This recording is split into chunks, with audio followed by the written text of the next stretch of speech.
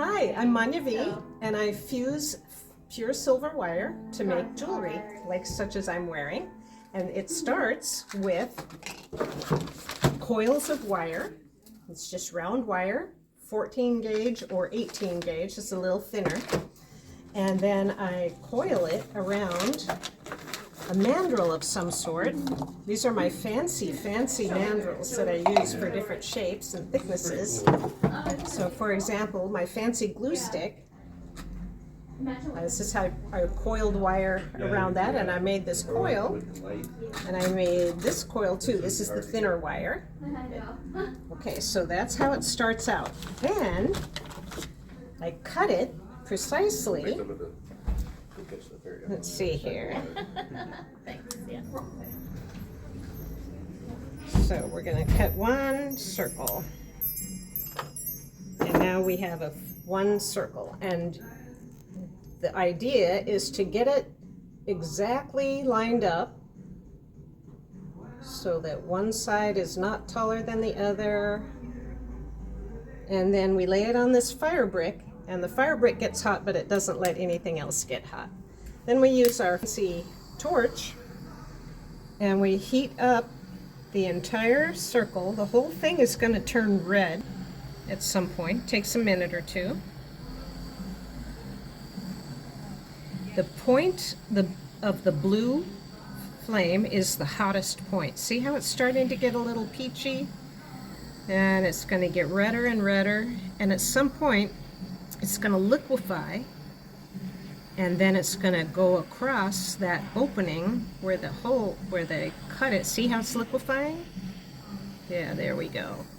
And now it just closed over, and it might look like it's not hot, but it is super hot. But once we put it in there, it cools it off, and now I can hold on to it. If I pick it up from there, I'll burn myself to a crisp. So now we have this complete circle. It's not open anymore. So now we take it over to the anvil, and we choose, oh, it's also super soft right now. I'm gonna, like, if I wanted to turn it into an oval, all I have to do is just pull it, and it's an oval. So we don't want it to be that soft when it's a piece of jewelry. So the more we work with it, the harder it gets. So we're going to hammer it. I'm using this slightly concave side of the hammer. It's called hammer. And hammer it as much as we want. Just a little bit or a lot. Now we've got just this smooth texture, but maybe we want more texture on it.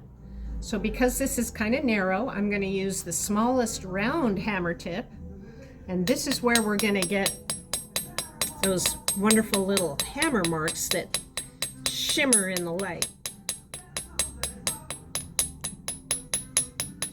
And we can just keep doing that all the way around. And now I can't really stretch it anymore because I've been working it.